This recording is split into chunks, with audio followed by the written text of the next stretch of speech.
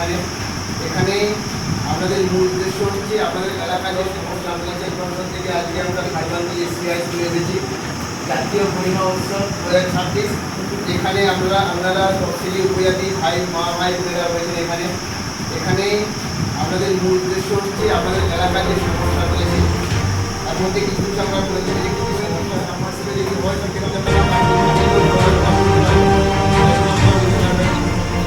আপনাদের এলাকাতে